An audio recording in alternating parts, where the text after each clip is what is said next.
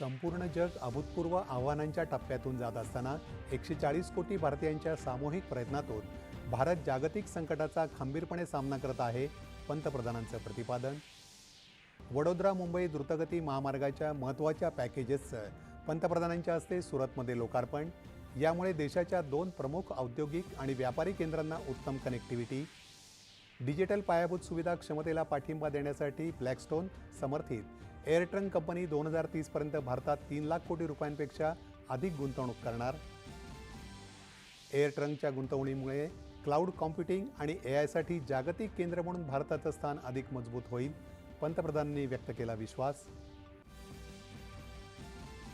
Bharat America व्यापार कराराच्या वाटाघाटी योग्य दिशेने पुढे जात असून निश्चितपणे लवकरच हा करार मूर्तरूप घेईल, अमेरिकेचे राष्ट्राध्यक्ष डोनाल्ड ट्रम्प. अमेरिकेसोबतचा भारताचा राजनैतिक संवाद रशियासोबतच्या भारताच्या संबंधांवर कोणताही परिणाम करणार नाही, व्लादिमीर पुतिन यांनी केलं स्पष्ट. भारताच्या अर्थव्यवस्थेची मजबूत गती कायम.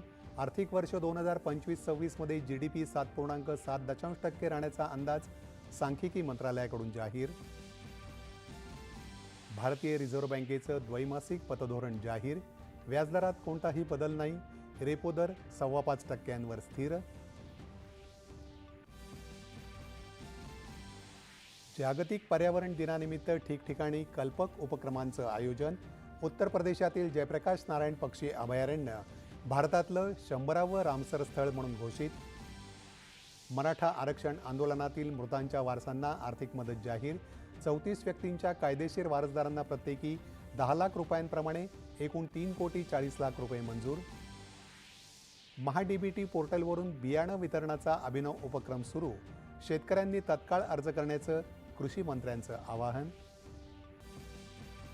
आणि 18 वर्षाखालील आशिया हॉकी स्पर्धेत पारंपरिक प्रतिस्पर्धी पाकिस्तानचा पराभव करत भारताची अंतिम फेरीत धडक.